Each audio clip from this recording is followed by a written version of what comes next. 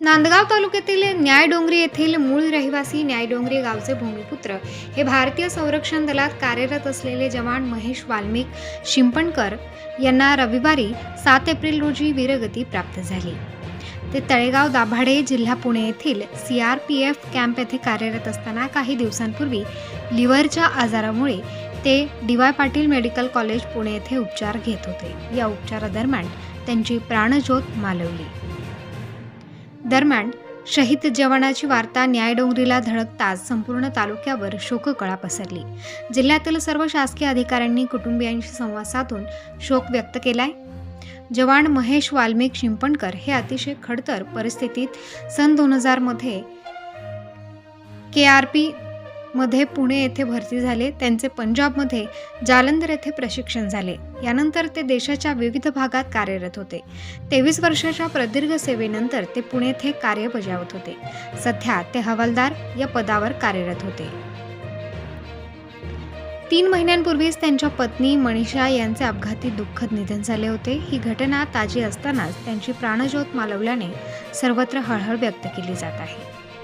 त्यांना 3 मुली आहेत। परमेश्वराने त्यांचे मातृ-पितृ छत्र दोघेही हिरावून घेऊन नियतीला न साजेशी अशी वेळ त्या निरागस बालकांवर आणली आहे। त्या लहान मुली फक्त आपल्या जन्मदात्या पित्याच्या पार्थिवाकडे एकटक बघत आपल्या लाडक्या वडिलांना साश्रू नयनांनी आवाज देऊन बोलके करण्याचा हट्ट करत होत्या। यावेळी पुतण्याने व मोठ्या मुलीने अग्निसंस्कार केला। प्रशासनाच्या वतीने तहसीलदार यांच्या प्रतिनिधी म्हणून नायब तहसीलदार योगेश पाटील, नांदगाव पोलीस दलाच्या वतीने पोलीस निरीक्षक प्रीतम चौधरी, माजी सैनिक संघटना तालुका नांदगावचे अध्यक्ष निवृत्त नायब सुभेदार बाजीराव मोहिते, सचिव नानासाहेब काकडीज, निवृत्त हवालदार शंकर थेटे, सुट्टीसाठी गावी आलेले परिसरातील सेवारत सैनिक तसेच उपसरपंच अमोल आहेर, कृषी उत्पन्न बाजार समितीच्या वतीने संचालक दर्शन आहेर, विविध कार्यकारी सोसायटीचे चेअरमन विजय आहेर तसेच तेजराज आहेर, डॉक्टर विष्णू पाटील, डॉक्टर राजेंद्र आहेर, माजी आमदार अनिल आहेर व नांदगाव विधानसभा आमदार सुहास कांदे यांच्या वतीने किरण कांदे यांनी पुष्पचक्र अर्पण करून भावपूर्ण श्रद्धांजली अर्पण करण्यात आली।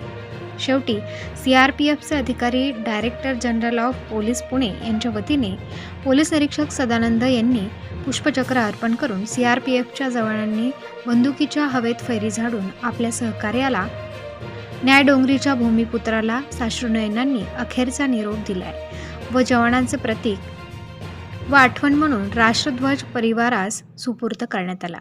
त्यांच्या पश्चात त्यांना 3 मुली असून कुमारी अदिती वय वर्ष 14, कुमारी सोनाक्षी वय वर्ष 12, कुमारी गौरी वय वर्ष 9, वडील वाल्मिक खंडेराव शिंपणकर, आई प्रमिला वाल्मिक शिंपणकर, भाऊ देवदत्त कृष्णा असा परिवार आहे। शेवटी राष्ट्रगीत व भारत माता की जय, वीर जवान अमर रहे अशा उद्घोषणा देऊन अतिशय भावुक होऊन या वीर जवानाला अखेरचा निरोप देण्यात आला।